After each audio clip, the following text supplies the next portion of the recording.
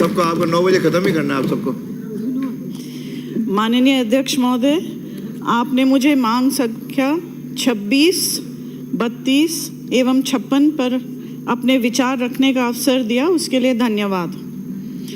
मैं सबसे पहले हमारे माननीय मुख्यमंत्री श्री भजन लाल जी एवं माननीय उप मुख्यमंत्री दिया कुमारी जी को तहे दिल से धन्यवाद देती हूँ, क्योंकि इस बजट में जो सबसे महत्वपूर्ण हमारे कोटा के सभी वासियों के लिए जो आपने घोषणा की है वो एयरपोर्ट की घोषणा की है, जिससे हमारे औद्योगिक क्षेत्र में बहुत फ़र्क पड़ेगा।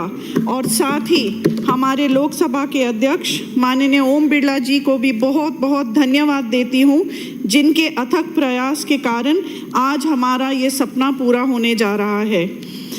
आप देखेंगे कि बजट में पेज 45 में जब कोटा का इंट्रोडक्शन किया गया है, वहाँ लिखा है औद्योगिक नगरी कोटा में ग्रीनफील्ड एयरपोर्ट का काम शुरू किया गया है। माननीय अध्यक्ष जी, कोटा एक औद्योगिक नगरी के लिए विख्यात थी। कोटा में बिजली, पानी, सड़क, रेल एवं औद्योगिक वातावरण होने के उपरांत भी आज हम पिछड़े हुए हैं।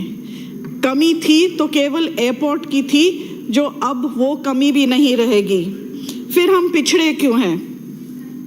हमारे लिए, हम सबको, चाहे वो प्रशासनिक हो या राजनीतिक, हम सभी को चिंतन करना ये आवश्यक है कि राजस्थान के कई औद्योगिक क्षेत्र कोटा के बाद बने हैं, लेकिन फिर भी कोटा औद्योगिक वातावरण होने के बावजूद भी कई बड़ी फैक्ट्रियां यहाँ की रेड टेप कहे या क्या कारण है बंद हो गई हैं, जिसमें प्रमुख से JK factory, Samcore instrumentation limited, Keshavrai Patan sugar mill एवं अन्य ऐसी छोटी छोटी फैक्ट्रियां लुप्त हो गई हैं।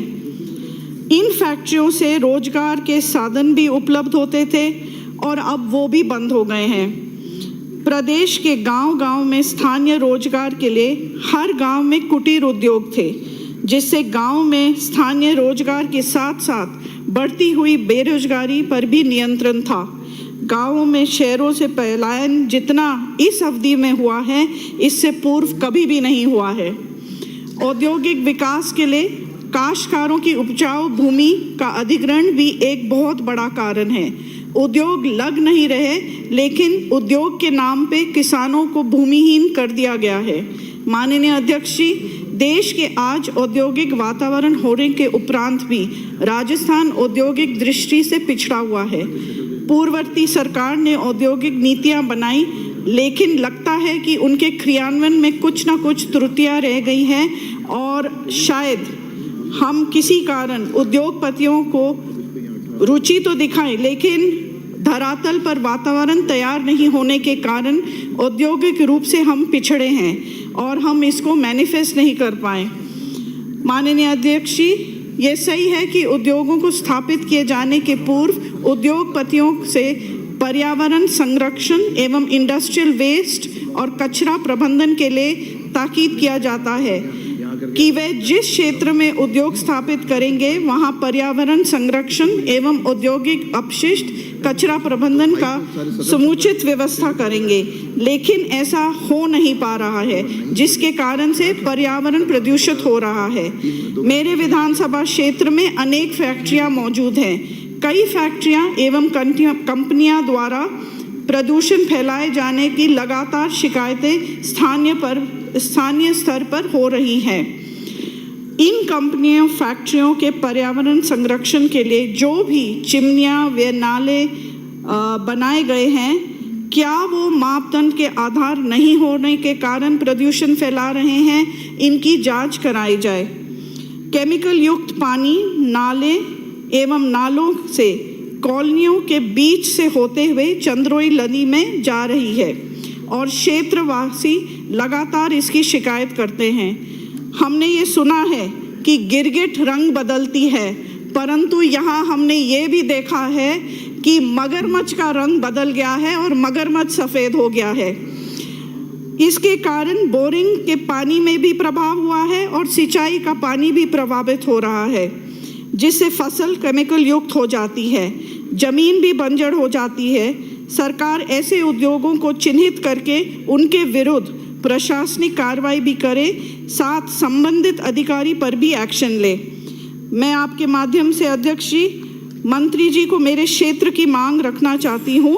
और अध्यक्ष महोदय, आपने इन उद्योगों को अगर आप डायरेक्शन दे कि सभी उद्योग क्षेत्र के जो वासी हैं उनको प्राथमिकता से रोजगार दें।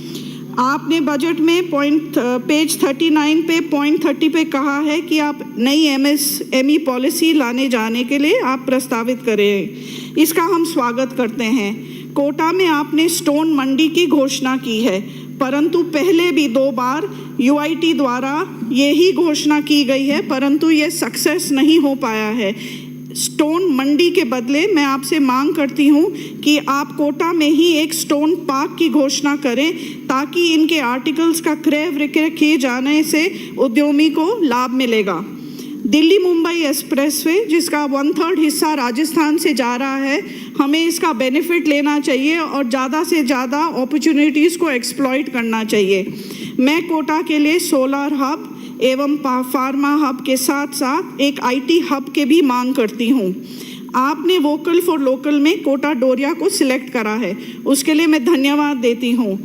कोटा डोरिया के लिए हम प्रसिद्ध हैं, पर इसके साथ हम कोटा स्टोन, कोटा कोचिंग एवं कोटा कचौरी के लिए भी प्रसिद्ध हैं।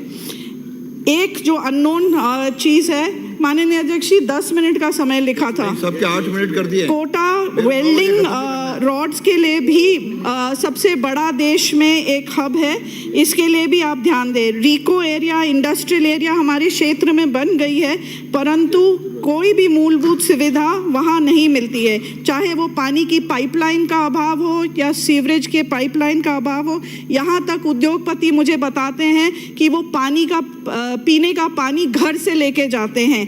तो माननीय अध्यक्ष जी, आपके माध्यम से मंत्री जी इस चीज़ का ध्यान रहे। ऋण की बात करें तो मैं देख रही थी कि राजस्थान वित्त निगम द्वारा उद्योगपति के ऋण दिए जाते हैं, पर लेकिन 3 वर्ष से लगातार आंकड़े कम होते जा रहे हैं। 2020-21 में 300 करोड़ थे और अब 175 करोड़ दिसंबर तक दिए हैं।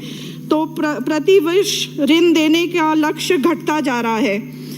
क्या कारण है? ब्याज ज़्यादा ले रहे हैं, क्या है, इसको आप देखें। एक सजेशन है, जो इंडस्ट्री से ट्रीटेड वाटर निकलता है, इसको अगर आप डाइवर्ट करके स्टोन प्रोसेसिंग यूनिट्स में दे तो 2 लाभ होंगे, पानी का लाभ भी मिलेगा दोनों को। अंत में माननीय अध्यक्ष जी, मैं मांग 32 महिला बाल विकास में मैं माननीय मुख्यमंत्री जी को बहुत बहुत धन्यवाद देती हूँ कि उन्होंने 5 नवीन आंगनबाड़ी की घोषणा की। साथ ही मैं मेरे क्षेत्र में महिलाओं के लिए एक वर्किंग वुमेन्स हॉस्टल की मांग करती हूँ। और अंत में युवा मामला एवं खेल में मैं ये मांग करती हूँ कि बहुत से कोचिंग सेंटर मेरे क्षेत्र में चल रहे हैं। विधानसभा क्षेत्र के बोरखेड़ा में रायपुरा क्षेत्र तक खेल स्टेडियम बनाए और छात्र छात्राओं को सर्वांगीण विकास। अंकित नहीं हो रहा है। लास्ट साइड पुटअप कर, या टेबल कर दो, आप टेबल कर दो, आप टेबल कर दो। अध्यक्ष महोदय।